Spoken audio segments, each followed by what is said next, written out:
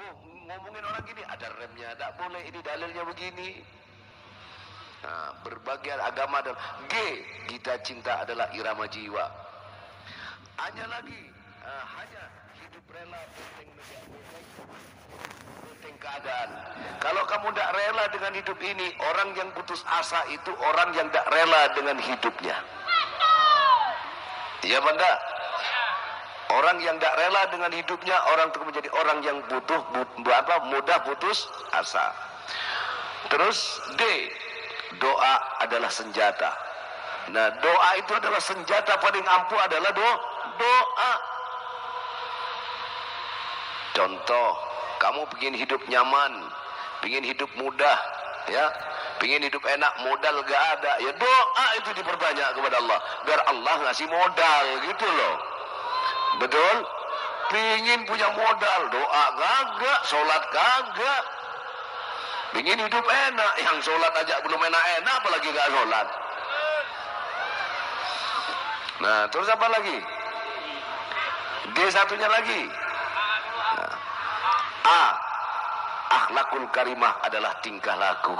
Itu nomor 1, akhlak itu. Ya, satunya, zikir adalah nafas hidup. Jadi dalam hidup ini kita harus zikir, ingat selalu kepada Allah. Dalam gerak, dalam diam, dalam berbuat, ingatlah kamu kepada Allah. Inna lillahi wa inna ilaihi raji'un. Kembalikan semuanya. Saya duduk yang mendudukkan Allah, kamu berdiri yang memberdirikan Allah, kamu enak yang mengenakan Allah. Enggak enak pun Allah yang membuat hidup ini enggak enak. Betul apa enggak? Semuanya kembali kepada Allah. Oh, si A itu posisi hidupnya bagus, jabatannya bagus, Allah yang menempatkan. Posisi saya di bawahnya dia, padahal saya lebih senior. Kenapa dia yang harus duduk di lebih tinggi dari saya? Itulah tatanan. Itu adalah, betul apa enggak? Ingat, semua itu adalah Allah. Terus, ikhlas adalah amal perbuatan. Berbuat apapun harus ikhlas. Kamu kerja buat nafkah anak istri harus ikhlas. Jangan kamu kerja panas-panas kasih ke istrinya, nih gua yang capek, lo yang nikmatin. Harus ikhlas. Yang namanya ikhlas ibadah bukan hanya sholat, datang ke pengajian, bukan. Kamu bekerja juga harus ikhlas. Dan untuk membahagiakan anak istrimu harus ikhlas.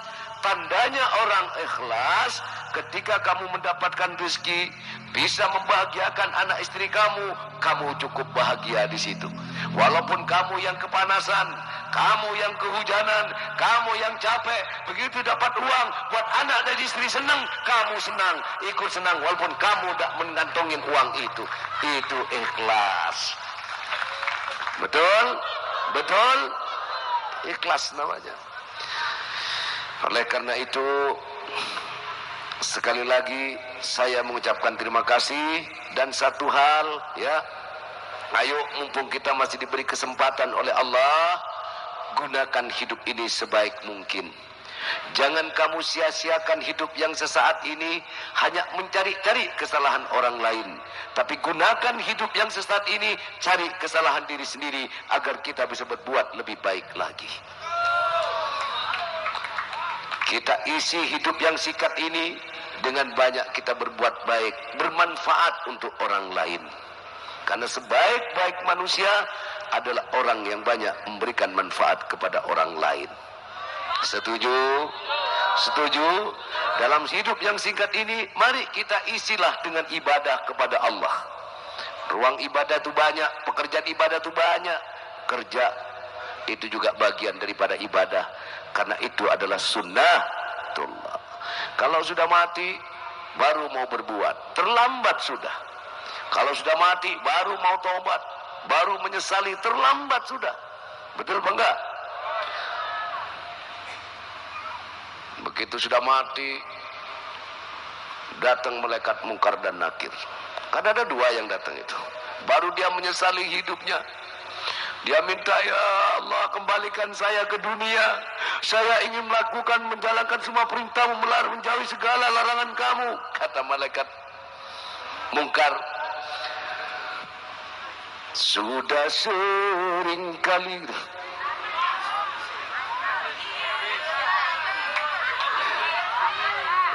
Gimana lanjutannya? Sudah sering kali kau mengingkari, tapi Allah selalu memaafkan salahmu. Katanya malaikat mungkar. Terus kata malaikat nakir, terus dia nangis. Kata malaikat nakir, tapi kali ini kau sungguh terlalu, tak mungkin lagi kau dimaafkan. Betul? Hanya dia nangis, dia nangis. Apa kata malaikat mungkar? Simpan saja air matamu, tak guna engkau menangis. Aku sudah bosan melihat permainan aku sudah bosan, aku sudah jemu melihat, mendengar sedu-sedanmu itu. Tambah nangis dia, nangis lagi. Kesal juga malaikat nakir ini. Ya, walaupun tangismu darah, hatiku tak akan iba. Aku sudah bosan melihat permainan sandiwaramu. Kalau begitu menyesal sudah. Udah gak ada kesempatan lagi. Mampangnya, makanya mumpung masih Allah berikan kita sehat, diberikan Allah kita oleh Allah rezeki. Ya, sehat itu rezeki, kesempatan ini rezeki. Ayo gunakan kesempatan ini sebaik mungkin. Betul? Ya, bagaimana kita bisa menjalani hidup ini dengan enak? Betul bangga? Kalau kita baik sama orang, enak hidup ini. Kalau kita punya keiri kebarang, kita nggak enak dalam hidup. Perut sering kembung. Yang punya kencing manis naik, yang punya darah tinggi apalagi. Loh, bener loh. Orang kalau punya iri dengki, tetangganya kuat beli TV, tensinya naik. Kalau dia punya diabetes, naik lagi diabetesnya. Begitu tangganya beli motor, tambah naik, beli mobil, mati dia. Ini penyakit iri itu bahaya. Betul? Oleh karena itu, jalani hidup ini dengan enak. Ya, bersihkan hati ini, sehatkan jiwamu, sehatkan raga. Bagaimana cara menyehatkan jiwa? Isilah dengan zikir ibadah kepada, karena ala bidzikrillah tatmainnul qulub. Dengan zikir hati ini menjadi tenang. Kalau hati tenang, pikirannya pun tenang, pikirannya pun jernih. Kalau hatinya baik, yang keluar dari lisannya juga baik. Betul? Betul. Tapi kalau dalamnya kotor, yang keluar juga kotor. Jalani hidup ini dengan enak, kerja yang enak, makan yang enak, tidur yang enak, kumpul keluarga yang enak, ibadah yang enak. Bener nggak? Ya nggak? Kerja yang enak. Ya, bagaimana cara kerja enak? Kalau kamu senang dengan pekerjaanmu, kamu akan enak bekerja itu. Walaupun gajinya kecil, kalau kamu senang, kamu akan enak. Tapi kalau walaupun gajinya besar, kalau kamu tidak enak dengan pekerjaan kamu tidak akan merasakan enak. Jadi enak tidaknya pekerjaan bukan karena besar kecilnya gajinya, tapi bagaimana kamu menyukai, menyenangi, senang dengan pekerjaan itu, itulah ukuran pekerjaan kamu itu enak atau tidak. Yang kedua, makanlah kamu dengan enak. Ukuran enak bukan harus dengan makanan yang enak-enak. Ketika kamu lapar, makanlah kamu. Maka semua makanan yang kamu makan akan terasa enak bagi kamu. Walau makan sama sambal, ya, lauk pauk kerupuk, asal perut sudah lapar, lebih enak rasa makan di restoran, gitu kan? Itulah makan enak. Kalau udah lapar betul, apalagi kalau nggak percaya nih, kamu pulang ngaji belum makan dari tadi, begitu buka tinggal nasi sama sambal, yakin enak itu. Enak, habis gitu minum air hangat terus ngerokok, asik sudah, enak tuh makan. Yang kedua apalagi? Tadi saya bilang tidur yang enak. Gimana cara tidur enak? Kalau sudah ngantuk betul, ada orang yang menjamin jam sekian harus tidur, tidur yang tepat waktu, tidur tepat waktu jam 8 harus tidur. Bukan itu tidur tepat waktu. Kalau kamu sudah ngantuk, jam berapapun kamu ngantuk, tidur. Itu namanya tidur tepat waktu. Kamu ngantuk, kamu tidur. Itu baru namanya tidur tepat waktu.